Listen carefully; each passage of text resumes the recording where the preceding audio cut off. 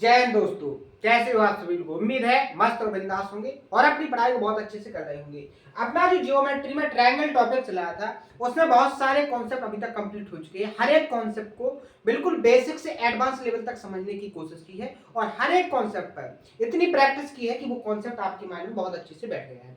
उम्मीद है आप सभी लोगों ने उन सारे कॉन्सेप्टों को, उन पर जितने क्वेश्चनों की प्रैक्टिस करवाई गई है, उन सारी चीजों की प्रॉपर तरीके से नोट्स भी कंप्लीट किए होंगे और उन पर बहुत अच्छे से प्रैक्टिस भी की होगी। इसी उम्मीद के साथ अगले सेशन पर बढ़ते हैं। तो जितने भी नए व्यूअर्स हैं जिन्होंने लास्ट के सेशनों को नहीं देखा है वो लास्ट के सेशन को जरूर कंप्लीट करें, उसके बाद आगे के सेशन को देखें, ठीक है। क्योंकि आप जियोमेट्री टॉपिक को पढ़ रही हो जियोमेट्री टॉपिक में जो होता है कि अगर आपका रिदम है, अगर आपने प्रॉपर तरीके से सारी चीजों को कंप्लीट किया है तो आगे की चीजें उतनी ही आसान होती जाएंगी। लेकिन अगर आपने लास्ट में आए हो या पीछे की कुछ चीजों को स्किप किया है तो आप ये मान के चलो जो स्टार्टिंग के पॉइंट है अगर उनको छोड़ देते हो तो आगे की जो चीजें होंगी जो थोड़ी डिफिकल्ट और अपर लेवल की जाती हैं उनमें आपको समझने में बहुत ज्यादा कठिनाई महसूस होगी और आप फिर बोलोगे कि ये सारा टॉपिक कैसा होता है, कठिन होता है। लेकिन अगर आप प्रॉपर तरीके से सारी चीजों को कंप्लीट करते हो, बार बार रिवीजन करते हो, बहुत अच्छे से नोट्स बनाते हो तो आपकी जो आगे वाली चीजें हैं जो आगे बहुत अच्छे से जो बार बार आपके जैसे प्री लेवल के क्वेश्चन तो आपके स्टार्टिंग में हो जाते हैं, लेकिन जो मेंस लेवल के क्वेश्चन आते हैं जैसे आप एसएससी की तैयारी कर रहे हो तो प्री लेवल के क्वेश्चन के जो कॉन्सेप्ट है वो तो आप बहुत अच्छे से समझ लोगे, लेकिन आगे जो मेंस लेवल के क्वेश्चन बनते हैं उन क्वेश्चनों को आपको उन कॉन्सेप्टों को बहुत अच्छे से ऑब्जर्व करना है। तो उसके लिए प्रॉपर तरीके से सारे कॉन्सेप्ट, सारी थ्योरम्स विद प्रूफ के साथ आपको आना चाहिए और मैं हर एक चीज को विद प्रूफ के साथ आपको समझाने की कोशिश कर रहा हूं। उम्मीद है प्रॉपर तरीके से आप भी उसको कंप्लीट कर रहे होंगे। तो आइए आज के सेशन को स्टार्ट करते हैं। जैसे कि इससे जो लास्ट वाला सेशन हुआ था उसमें जो सेकंड नंबर की सीट थी उसमें 27 क्वेश्चन अपन कंप्लीट कर चुके थे और जितने भी कॉन्सेप्ट थे सारे कॉन्सेप्टों को कंप्लीट कर चुके थे। आज से यहां से आगे का जो कॉन्सेप्ट है सबसे पहले उसको समझेंगे, उसको समझने के बाद उस पर किस तरीके से क्वेश्चन क्रिएट हुए हैं, कौन कौन सी लैंग्वेज को चेंज करके क्वेश्चन को पूछा है एक एग्जामिनर ने और आप एग्जाम के हॉल में कैसे उस कॉन्सेप्ट को ऑब्जर्व करते, इन सारी चीजों पर प्रॉपर तरीके से डिस्कस करेंगे, सारी चीजों की बारी बारी से प्रैक्टिस करेंगे। तो आइए आज का सेशन स्टार्ट करते हैं। तो सबसे पहले मैंने जो आपको कहा है कि जो इन क्वेश्चनों में कॉन्सेप्ट है सबसे पहले उन कॉन्सेप्ट को प्रॉपर तरीके से समझते हैं विद प्रूफ के साथ। तो आइए अभी जो मैंने आपको कॉन्सेप्ट बताया था वो बताया था आपको ट्रायंगल से रिलेटेड। किससे रिलेटेड बताया था मैंने आपको? ट्रायंगल से रिलेटेड बताया था और मैंने आपसे कहा था कि आपके जो कॉन्सेप्ट होंगे वो ट्रायंगल से रिलेटेड भी हो सकते हैं और किससे रिलेटेड हो सकते हैं, आपके क्वाड्रिलेटरल से भी रिलेटेड हो सकते हैं। इन्हीं कॉन्सेप्टों से आपसे क्वेश्चन पूछे जाते हैं। तो आज का जो कॉन्सेप्ट है वो क्वाड्रिलेटरल से रिलेटेड है। वो क्वाड्रिलेटरल कोई किसी भी टाइप का हो सकता है। तो अपना जो कॉन्सेप्ट होगा एनी क्वाड्रिलेटरल, हिंदी में लिखोगे किसी भी चतुर्भुज के लिए, ठीक है, किसी भी टाइप या किसी भी शेप का हो लेकिन क्या होना चाहिए, क्वाड्रिलेटरल होना चाहिए। तो सबसे पहले आपके सामने किसी भी साइज या शेप का बना सकते हो। मैं आपके सामने क्या एक क्वाड्रिलेटरल बनाता हूं।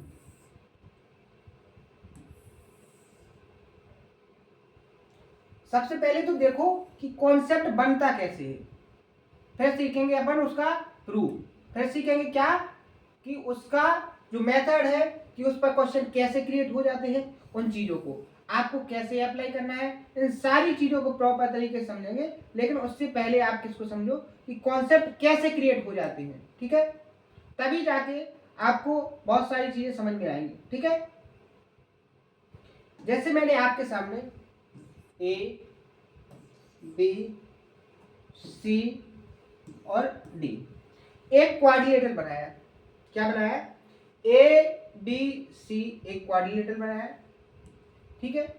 अब कॉन्सेप्ट कैसे बन जाता है कि अगर आपके सामने कोई क्वाड्रिलेटरल दिया गया हो, क्या दिया गया हो, कोई क्वाड्रिलेटरल दिया गया हो यानी कि चतुर्भुज दिया गया हो, तो अगर आप किसी चतुर्भुज के दो लगातार आंतरिक कोणों के समद्विभाजक, या दूसरी भाषा में कह सकते हो दो एडजेसेंट एंगल यानी कि आसन कोणों के एंगल बाइसेक्टर खींचते हो, तो वो जिस वर्टेक्स पर एक दूसरे को मिलते हैं उस वर्टेक्स पर बने एंगल की जो वैल्यू होती है वो जो अन्य दो कोण है किसके, क्वाड्रिलेटरल के, उनके एवरेज यानी कि औसत के बराबर होती है। स्टेटमेंट समझ में आया? अब इसको समझो किसके रूप में कि कॉन्सेप्ट क्या कहता है। जैसे मान लो मैंने एंगल बी और एंगल सी इन दोनों की क्या खींच लिए, इंटरनल एंगल बाइसेक्टर। क्या खींचे, इंटरनल एंगल बाइसेक्टर यानी कि आंतरिक कोण समद्विभाजक। ए भी आपका आंतरिक कोण समद्विभाजक हो गया और ए भी आपका क्या हो गया, आंतरिक कोण समद्विभाजक हो गया। बात समझ में आई, प्रॉपर तरीके से समझ में आ गई कि एक चतुर्भुज लेना है और उस चतुर्भुज की दो लगातार, बात को ध्यान से सुनना, दो लगातार अगर आप आंतरिक कोण समद्विभाजक मिलते हैं, खींचते हो और वो एक दूसरे को मान लो पॉइंट पी पर काटते हैं, किस पर काटते हैं, पॉइंट पी पर काटते हैं, तो यहां जो पॉइंट पी पर बना एंगल, ये जो एंगल बना है, एग्जामिनर इस एंगल की वैल्यू को पूछता है, तो आप अगर इसको बेसिक से निकालोगे तो आप ये मान के चलो कि आपको 30 से 40 मिनट लग जाएंगे, तब जाके आप इसको सॉल्व कर पाओगे। लेकिन अगर आपको इस एंगल की डायरेक्ट वैल्यू निकालना हो तो कॉन्सेप्ट क्या कहता है कि इस क्वाड्रिलेटरल के जो दो कोण और बचे हैं, जैसे दो पर तो आपने क्या खींच लिया, आंतरिक कोण समद्विभाजक, लेकिन इन दो कोणों के अलावा भी कितने दो कोण बचे हैं आपके पास, दो कोण, इन दोनों कोणों के एवरेज के बराबर यानी कि औसत के बराबर, तो क्या हो जाएगा, एंगल बीपीसी की जो वैल्यू होगी वो किसके बराबर होगी, angle A plus D upon 2, angle A plus angle D upon 2। ये क्या हो जाएगा, जो अदर टू एंगल्स थे उन दोनों एंगल का क्या हो जाएगा, एवरेज। बात समझ में आई? तो आपको अगर इस एंगल की वैल्यू पूछी जाएगी तो आप कैसे निकालोगे, अन्य दो कोण है किसके, क्वाड्रिलेटरल के, उनका क्या करोगे, आधा। बात समझ में आई? तो मैंने आपको स्टेटमेंट के फॉर्म में बताया था कि अगर आपके पास कोई चतुर्भुज है, जैसे मैंने आपके सामने ए बी सी डी एक चतुर्भुज खींचा, चतुर्भुज के दो लगातार कोणों के आंतरिक कोण समद्विभाजक खींचो, क्या करो, आंतरिक कोण समद्विभाजक खींचते हो, तो वो जिस पॉइंट पर मिलते हैं उस पॉइंट पर बने कोण की अगर आपको वैल्यू निकालना है, एग्जामिनर आपसे उस कोण की वैल्यू पूछता है, तो उसका डायरेक्ट कॉन्सेप्ट क्या कहता है कि जो क्वाड्रिलेटरल के जो रिमेंडर अन्य दो कोण बचे हैं उन दोनों कोणों का क्या निकाल लो, एवरेज, वो इस एंगल के बराबर होगा। स्टेटमेंट भी आपको समझ में आ गया होगा और मैंने आपको स्टेटमेंट को मैथ की भाषा में, मैथ की लैंग्वेज में लिख के भी बता दिया। अभी इसका प्रूफ भी बताएंगे, थोड़ा उसको पेशेंस के साथ समझने की कोशिश करो। जैसे मान लो अब मैं डी और ए के एंगल बाइसेक्टर खींचता हूं, जैसे ए बी एंगल बाइसेक्टर हो गया और ए बी एंगल बाइसेक्टर हो गया, और ए कहां पर काटता है, क्यू पर काटता है, कहां पर काटता है, क्यू पर काटता है, तो यहां जो क्यू पर बना एंगल है इसकी वैल्यू क्या होगी, तो वही सेम कॉन्सेप्ट क्या हो जाएगा, कोण A Q D, A Q D equal to क्या हो जाएगा, अब इन पर खींचिए आपने ए और डी पर, तो दो कोण कौन से बचेंगे, बी और सी, तो क्या हो जाएगा, angle B plus angle C का क्या हो जाएगा, एवरेज, यानी कि दो का भाग चला जाएगा। बात समझ में आई? तो दोनों कॉन्सेप्ट समझ में आ गए कि अगर क्वाड्रिलेटरल है और उसकी लगातार दो कोणों के आंतरिक कोण समद्विभाजक खींचते हो तो उनसे जो वो एक दूसरे में मिलेंगे, कौन, एंगल बाइसेक्टर, उस पॉइंट पर बने एंगल की जो वैल्यू होगी अन्य दो कोणों के, क्वाड्रिलेटरल के अन्य दो कोणों के एवरेज के बराबर होगी। बात समझ में आ गया, कॉन्सेप्ट समझ में आ गया?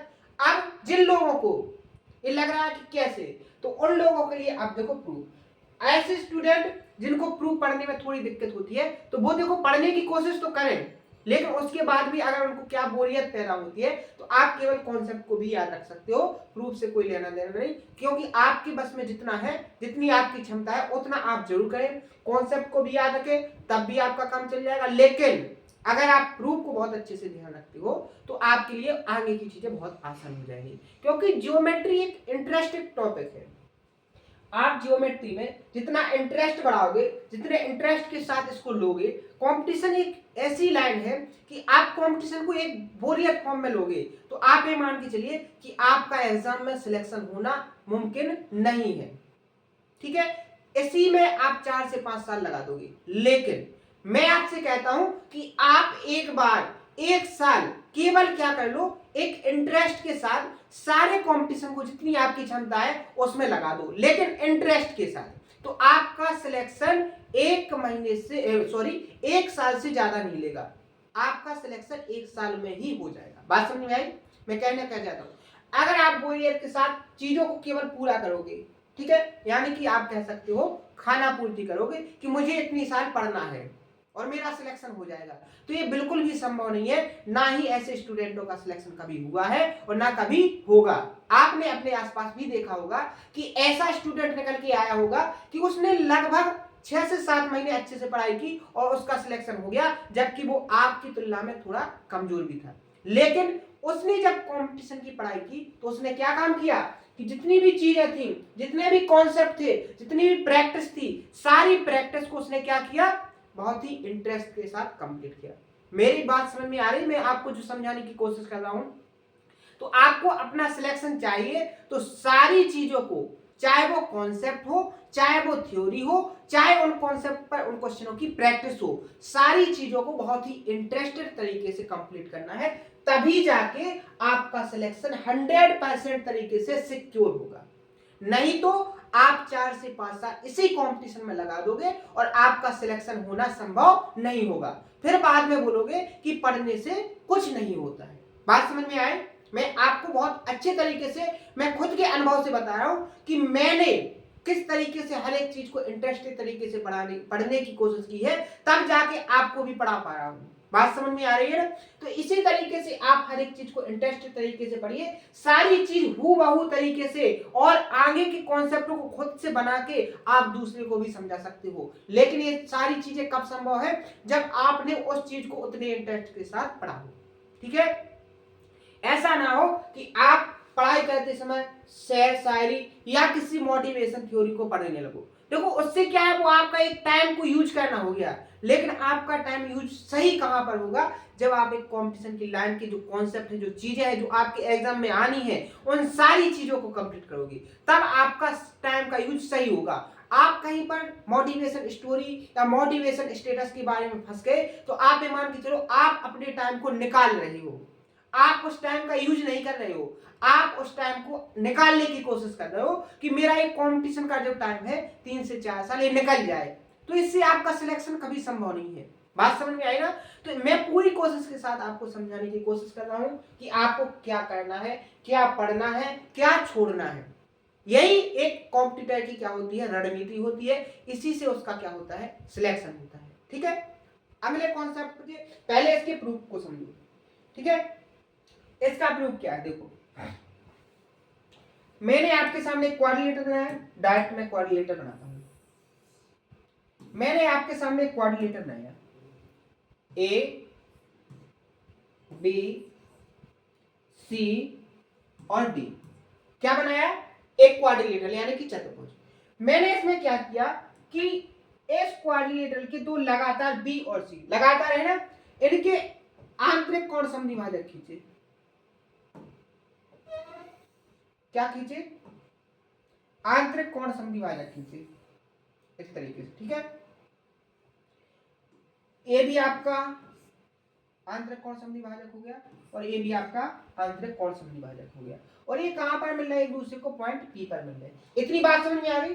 अब एक बात देखो, अगर एक कंप्लीट एंगल क्या था, बी था, तो ये नीचे क्या बचेगा, b/2, और ऊपर भी क्या बचेगा आपका b/2। ठीक है, इसी तरीके से ऊपर क्या बचेगा, यहाँ c/2, और यहाँ भी क्या बचेगा आपका c/2। एंगल बाइसेक्टर समझ में आ गया? अब यदि मैं आपसे पूछूं कि यहां पर एक ट्रायंगल क्रिएट हो गया। क्या हो गया? एक ट्रायंगल क्रिएट हो गया TBC। इस ट्रायंगल में इस एंगल की वैल्यू आप क्या बता सकते हो?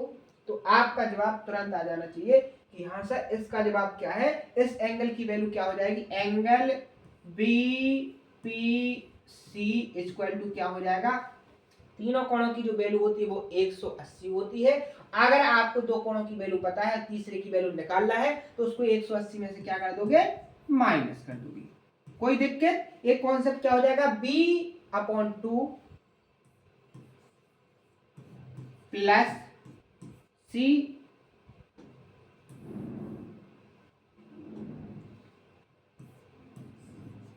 B/2 plus C/2। अगर आपको एक एंगल निकालना है और दो एंगल दिए गए हैं तो क्या करोगे? 180 में से उन दोनों एंगलों के, दोनों कोणों के सम को क्या करोगे? माइनस। बात समझ में आई? इतनी चीज समझ में आ गई। अब इसका प्रूफ बिल्कुल देखो आसान हो गया।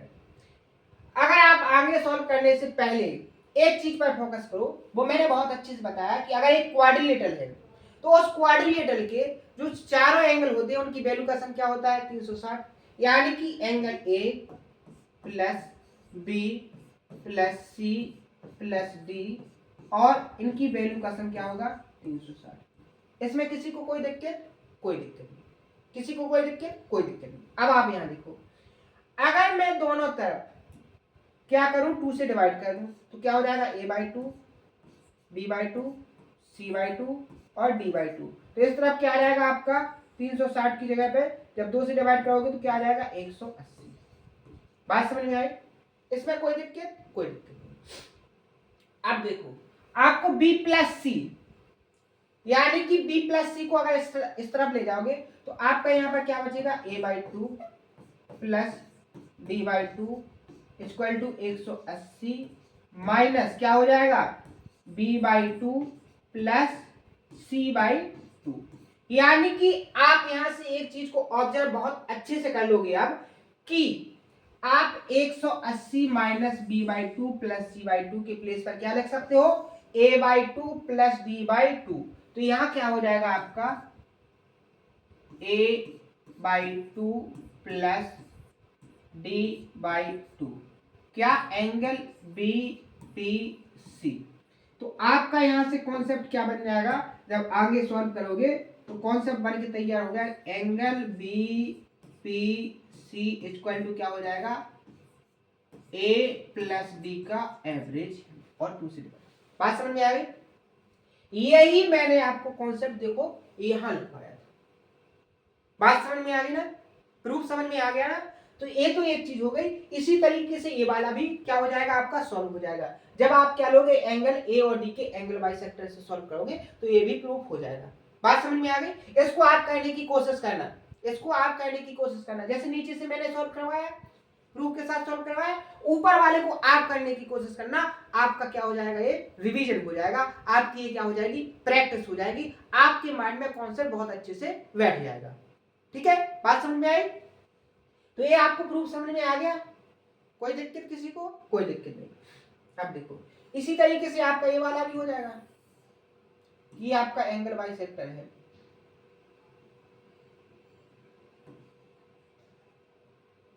ठीक है?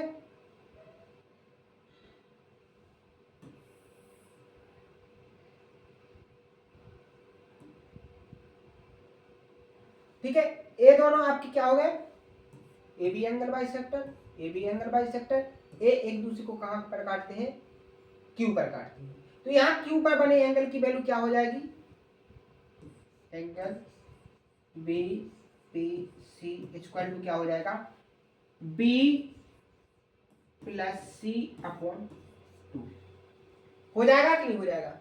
देखो, सॉरी, यहां पर जो एंगल होगा वो उसका नाम क्या हो जाएगा? Angle A Q D. A Q D. बात समझ में आ गई? इतनी बात समझ में आपको प्रॉपर तरीके से आ गई कि नहीं आ गई? ये तो अपने दो कॉन्सेप्ट हो गए। इसी में एक कॉन्सेप्ट और क्रिएट हो जाता है, उसको और समझिए। अगर मैं इस एंगल और इस वाले एंगल का सम पूछूं तो तो आपका जवाब क्या आएगा कि इन दोनों कोणों का जो सम होगा एंगल बी पी, या इसको शॉर्ट फॉर्म में क्या लिख सकते हो, angle P plus Q. Angle P plus angle Q की बात करूं तो आपका तुरंत जवाब आना चाहिए, क्या हो जाएगा, ए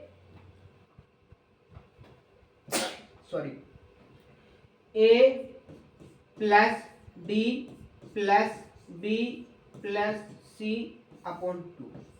अगर आप यहां देखोगे ए डी बी सी क्या है, क्वाड्रिलेटरल के एंगल, तो क्या हो जाएगा, इनकी वैल्यू का सम 360। 360 को जब आप 2 से डिवाइड करोगे तो आपका आंसर क्या आ जाएगा यहाँ पर कि इन दोनों की वैल्यू का जो सम होगा वो क्या होगा 180 डिग्री। बात समझ में आई?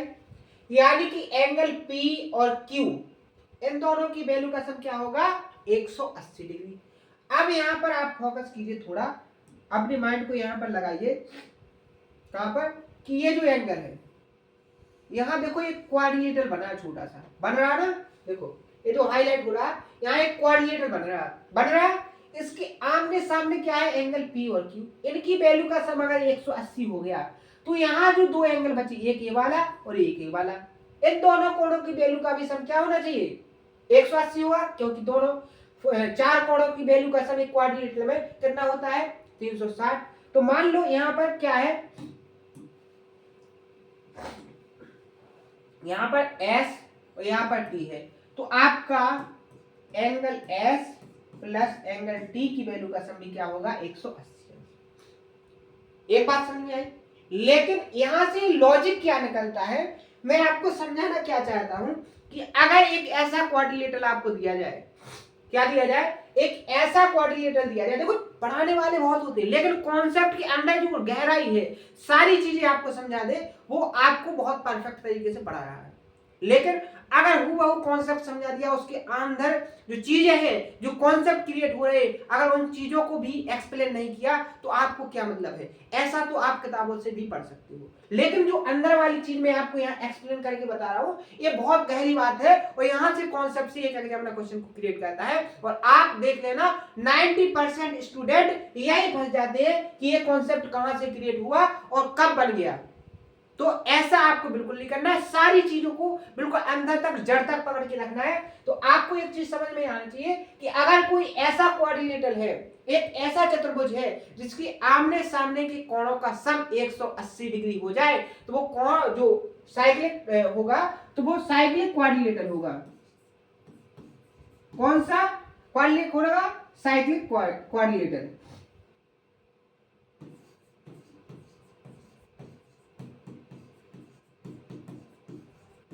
या आप हिंदी में इसको क्या बोलोगे, चक्रीय चतुर्भुज।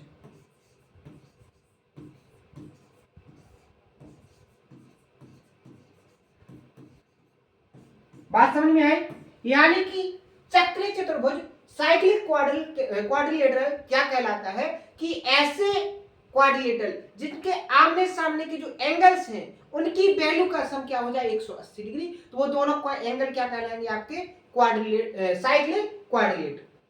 ठीक है, बात समझ में आई? तो यहां से एक चीज बहुत अच्छी से ऑब्जर्व करके रखना कि अगर दो एंगल ऐसे दे दिए जाए आपको कि वो क्या हो आपके 180 वैल्यू का सम बनाए, जैसे उसको समझ लो, प्रॉपर तरीके से समझ लो। जैसे मान के चलिए एक सर्कल है, एक मैंने आपके सामने एक सर्कल बनाया है, इसके अंदर एक क्वाड्रिलेटरल इस तरीके से बन जाए कि इस क्वाड्रिलेटरल के चारों वर्टेक्स क्या हो, इस क्वाड्रिलेटरल की चारों वर्टेक्स इस सर्कल की क्या हो सर्कमटेंस पर हो, यानी कि परिधि पर हो। जैसे आप यहां देखो ए बी सी डी, आप यहां देखोगे इसकी जो वर्टेक्स है किसके क्वाड्रिलेटरल के, वो इस सर्कल की परिधि पर है चारों। बात समझ में आई? तो यहां जो एंगल ए और सी का जो सम होगा वो कितना होगा, angle A plus angle C, इनकी जो वैल्यू का सम होगा वो कितना होगा 180 डिग्री।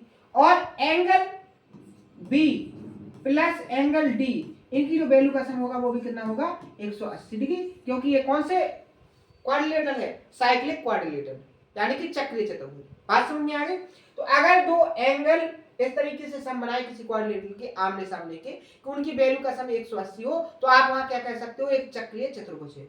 बात समझ में आए? इससे कॉन्सेप्ट से आगे क्वेश्चन बनेंगे, बहुत अच्छे से आपको समझाऊंगा, लेकिन यहाँ इस चीज को मैंने थोड़ा एक्सप्लेन कर दिया, तो आगे जब इससे कॉन्सेप्ट को क्रिएट करूंगा तो आपको बहुत अच्छे से समझ में आएगा। बात समझ में आई? यही तरीका है आपको चीजों को बहुत अच्छे से प्रॉपर तरीके से समझने का, यही बेसिक है। बेसिक ये नहीं है कि आपको कोई बताए 1+1, ये बेसिक है। बेसिक वो है कि पहले जैसे 1+1 हो रहा, 2 हो रहा, तो किस बेसिस से हो रहा, इस चीज को समझना है। ठीक है, बात समझ में आई? तो मैंने अभी आपको क्या चीज समझ आई, अभी मैंने आपको केवल 2 चीजों को समझाने की कोशिश की है। वो 2 चीजें क्या थी? मैंने आपको एक तो समझाया क्या कि एक अगर आपको दिया है क्या क्वाड्रिलेटरल, तो उसमें कॉन्सेप्ट किस तरीके से बनते हैं और उस कॉन्सेप्ट में क्या जान है, आपको क्या याद रखना है, कैसे आपको क्वेश्चन को सॉल्व करना है। ठीक है, इस चीज को मैंने एक्सप्लेन किया। उसके बाद उसके प्रूफ को मैंने प्रूफ को दिया, प्रूफ को देने के बाद उसमें और जो कॉन्सेप्ट बना उसको समझाया और उसको उस कॉन्सेप्ट को प्रॉपर तरीके से समझाया। अब चलते हैं अपन क्या कि उस पर क्वेश्चन कैसे क्रिएट हुए हैं, उस चीज को समझो। देखो, अगर उस चीज को समझने की कोशिश करोगे तो आपको अब यहाँ अगर आपको कॉन्सेप्ट बहुत अच्छी समझ में आ गया तो यहाँ पर आपको क्या नहीं जरूरत, यहाँ आपको डायग्राम बनाने की जरूरत नहीं पड़ेगी, आप इसको सेकंडों में सॉल्व करोगे। कैसे? देखो, क्वेश्चन सबसे पहले कौन से को सॉल्व करोगे, आप इस क्वेश्चन को सॉल्व करोगे। ठीक है,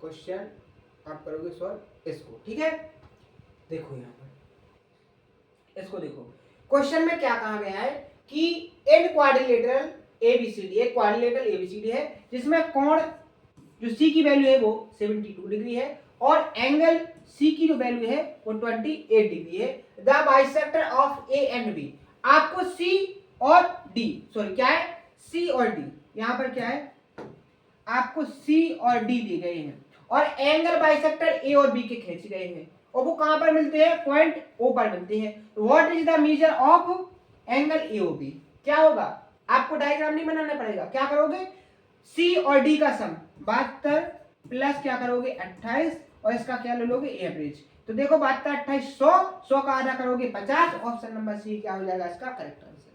देखो कॉन्सेप्ट समझने के बाद सारी चीजें कितने आसान तरीके से सॉल्व हो जाती हैं। ठीक है, कितना टाइम लगेगा आपको एग्जाम के हॉल में इसको सॉल्व करने में, आपको कॉन्सेप्ट आता है तो आप 1 से 2 सेकंड में इसको टिक कर लोगे और आपका जो एक्स्ट्रा टाइम है वो अदर क्वेश्चन, जो अन्य क्वेश्चन है जिनमें थोड़ा कैलकुलेशन डिफिकल्ट आ जाती है उसमें लगा सकते हो। इस तरीके से आप अपने क्वेश्चन को 100% तरीके से 100% एक्यूरेसी के साथ अटेम्प्ट कर लोगे और अपना सिलेक्शन 100% सिक्योर करोगे। बात समझ में आई ना? तो इस तरीके से आपको पढ़ाई करनी है, इस तरीके से आपको सारी चीजों की प्रैक्टिस करनी है। एक और क्वेश्चन देखो, इसमें क्या कहा गया है कि एक चतुर्भुज है एबीसीडी जिसमें आपको क्या दिया है, उसने कहा है कि सी और डी, सी और बी के जो समद्विभाजक है वो पॉइंट ओ पर मिलते हैं और आपको एंगल ए ओ बी कितना दिया है 64, तो आपको सी प्लस डी, तो आपको एक चीज तो पता होनी चाहिए, अगर ए और बी निकालते तो आप कैसे निकालते, ए और बी के एंगल को छोड़ के क्या बचता, सी और डी, इनका क्या करते डबल। तो आपको सी प्लस डी इसकी वैल्यू पूछी है, इसकी वैल्यू दी गई कितनी 64, 64 में ये 2 आएगा तो यहाँ मल्टीप्लाई हो जाएगा, तो क्या हो जाएगा cot C plus cot D. ये लिखने की जरूरत नहीं है, मैं अभी इसलिए बता रहा हूँ कि आपको ये चीज समझ में आए। तो क्या हो जाएगा 64 दूनी 128, ऑप्शन नंबर ए इसका करेक्ट आंसर। बात समझ में आए? कितना आसान है, कोई चीज कठिन नहीं है, लेकिन आपको वो चीज समझ में आनी चाहिए। कोई चीज कठिन नहीं है लेकिन वो चीज आपको समझ में आनी चाहिए, प्रॉपर तरीके से समझ में आनी चाहिए, तब जाके आप उसको बहुत अच्छे से सॉल्व कर पाओगे, बहुत अच्छे से ऑब्जर्व कर पाओगे, बहुत अच्छे से उसको अप्लाई कर पाओगे। क्योंकि चीज समझ में आ जाना कोई बड़ी बात नहीं है, उस चीज को समझने के बाद अप्लाई कर लो, वो चीज कठिन है। ठीक है, मेरी बात समझ में आ रही ना आपको? अगला क्वेश्चन देखो, इसमें भी क्या कहा गया है, एक चतुर्भुज है एबीसीडी में कोण सी और डी के समद्विभाजक ई पर मिलते हैं। अब जो एंगल सीईडी की वैल्यू दी गई है, एंगल सीईडी की जो वैल्यू निकालते वो क्या निकाल, सी और डी एंगल को छोड़ के ए प्लस बी की वैल्यू का क्या करते, एवरेज निकालते। अब सी डी की वैल्यू कितनी दी गई है आपको, 56 डिग्री। आपको एंगल ए की वैल्यू कितनी दी गई है, 49 डिग्री। प्लस आपको एंगल बी की वैल्यू निकालना है, तो आप 2 से यहाँ मल्टीप्लाई करोगे, क्या हो जाएगा 112। 112 में से क्या कर दोगे माइनस 49 को, तो आपको बी की वैल्यू मिल जाएगी 3, 5, 6, कितना आ जाएगा 63 डिग्री। ऑप्शन नंबर ए क्या हो जाएगा इसका करेक्ट आंसर। किसी भी तरीके से क्वेश्चन पूछ ले, आपको कॉन्सेप्ट पकड़ में आ जाए तो आप उसकी धज्जियां उड़ा दोगे सेकंडों में। ठीक है, देखो ये चीज समझ में आ गई ना। देखो एक क्वेश्चन और देखो इसी लैंग्वेज पर, अभी उसने नंबर के फॉर्म में आपसे क्वेश्चन पूछा था, आपको जो डाटा दिया था वो नंबर की एग्जैक्ट डाटा दिया था, लेकिन अब एग्जैक्ट डाटा ना देकर आपको वेरिएबल में डाटा दिया है। देखो कैसे करोगे, आपसे क्या कहा है कि एबीसी एक क्वाड्रिलेटरल है, ए और बी के जो समद्विभाजक हैं वो कहां पर मिलते हैं, आपको पॉइंट ओ पर मिलते हैं। तो आपको एंगल एओबी की अगर वैल्यू निकालते हैं तो क्या होती, सी प्लस डी का एवरेज होती कि नहीं। अब इसकी वैल्यू उसने क्या दी है, एक्स। आपको सी और D, angle C plus angle D अगर करोगे तो यहां पर क्या आ जाएगा 2। एक चीज और उसने बोली है कि जो सी है वो डी से 20 अलग है, यानी सी माइनस डी, इनका जो डिफरेंस है वो कितना है 20 है। अब आपको क्या निकालना है, आपको निकालना है एंगल डी, यानी छोटे वाली की वैल्यू। तो मैंने आपको एक कॉन्सेप्ट बताया था कि अगर आपको दो ऐसी इक्वेशन दी गई हो, दो ऐसी रेखीय इक्वेशन दी गई हो जिनमें आपको क्या हो, बड़े और छोटे का मान निकालना हो। जैसे आप यहां देखोगे सी यहां पर प्लस में पॉजिटिव, तो सी की अगर वैल्यू निकालना है तो क्या कर दो, जोड़ दो। अगर डी की वैल्यू निकालना है तो उसको क्या कर दो, घटा दो। तो आप इसको माइनस करोगे तो ये माइनस हो जाएगा, ये प्लस हो जाएगा, तो ये कैंसिल हो जाएगा, कौन सी यहाँ आप देखोगे क्या हो जाएगा 2 कोण डी हो जाएगा। यहाँ क्या हो जाएगा 2x माइनस 20, यहाँ से 2 कॉमन लेंगे और इस 2 से काट देंगे तो क्या बच जाएगा आपका x प्लस 10 डिग्री। बात समझ में आई, क्वेश्चन का सॉल्यूशन समझ में आया किस तरीके से आपको एक ही कॉन्सेप्ट से 4 तरीके से एक एग्जामिनर ने क्वेश्चन पूछने की कोशिश की है, और मैंने चारों तरीके आपको बता दिए हैं। अगला जो कॉन्सेप्ट है, यहाँ से आगे का जो कॉन्सेप्ट है, इसको अपन कल डिस्कस करेंगे। सबसे पहले कॉन्सेप्ट को जानेंगे, कॉन्सेप्ट को समझने के बाद अपन जो काम करेंगे वो क्या करेंगे, इन सारी चीजों को प्रॉपर तरीके से कंप्लीट करेंगे, और कंप्लीट होने के बाद अपन नेक्स्ट टॉपिक को स्टार्ट करेंगे। और नेक्स्ट टॉपिक अपना क्या होने वाला है, इससे जो ट्रायंगल की जो सिमिलरिटी है उसको समझेंगे, सिमिलरिटी के बाद कॉन्ग्रुएंसी, इस तरीके से अपना आगे का टॉपिक होंगे और प्रॉपर तरीके से सारी चीजों को कंप्लीट करेंगे। उम्मीद है जितने तरीके से मैं आपको समझा रहा हूँ सारे तरीके आपको बहुत अच्छे से समझ में आ रहे होंगे। अगर इसके बाद भी आपको कोई डाउट रहते हैं, आपकी कोई क्वेरीज रहती है, तो आप उसको कमेंट बॉक्स में जरूर बताएं। प्रॉपर तरीके से आपको हर एक चीज का सॉल्यूशन दिया जाएगा। इसी उम्मीद और जोश के साथ आज के सेशन को फिनिश करते हैं। आप सभी लोग प्रॉपर तरीके से नोट्स बनाइएगा, उनका रिवीजन कीजिएगा और उस पर प्रैक्टिस कीजिएगा। तो आज के सेशन में इतना ही, मिलते हैं नेक्स्ट सेशन में। थैंक यू, धन्यवाद।